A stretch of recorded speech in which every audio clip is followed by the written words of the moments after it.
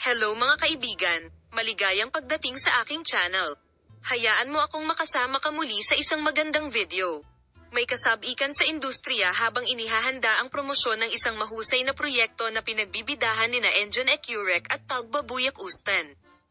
Muling magsasama-sama ang sikat na duo sa isang proyektong magbibigay ng bagong hininga sa kanilang mga karera at magbibigay sa mga manonood ng mga hindi malilimutang sandali. Sina Engine Ecurec at Tagbabuyak Ustan, na may malaking madla sa buong mundo, ay kilala bilang mga pangalan na nakamit ang matagumpay na trabaho sa mundo ng sinehan at telebisyon. Sa pagkakataong ito, sa pagsasama-sama ng interior, mas naging sentro ng atensyon ang proyekto. Sa pagsulong ng proyekto, na ginawa ni Ecurec at Tagbabuyak Ustan, ang mga nangungunang pangalan ng industriya, ang mga pangunahing elemento at karakter ng proyekto ay ipinakita sa publiko ng detalyado, at ang mga kapanapanabik na detalye ng proyekto ay ipinahayag kasama ang balita ng magazine sa promosyon na ginanap sa isang espesyal na kaganapan. Ang mga karakter na ginagampanan niya sa bagong proyektong ito ay nangangako ng isang nakakaengganyong kwento para sa madla, hindi tulad ng kanyang mga naunang tungkulin.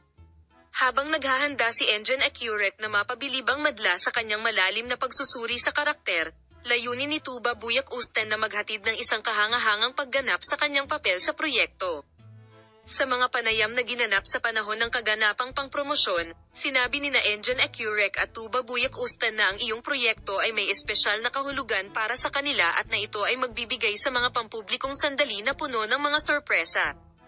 Nagbahagi rin sila ng mga kagiliw-giliw na detalye tungkol sa proseso ng paghahanda ng proyekto na may footage sa likod ng mga eksena. Sa panahong ito kung kailan mataas ang mga inaasahan para sa proyekto, napapansin na ang mga manunood ay umaasa sa bagong produksyon. Ang mga detalye ng iyong proyekto, ang cast at ang proseso ng pagbaril ay patuloy na tinatalakay sa mundo ng magazine. Salamat sa lahat ng nanonood ng aking video. Paalam na makita ka sa mga bagong video.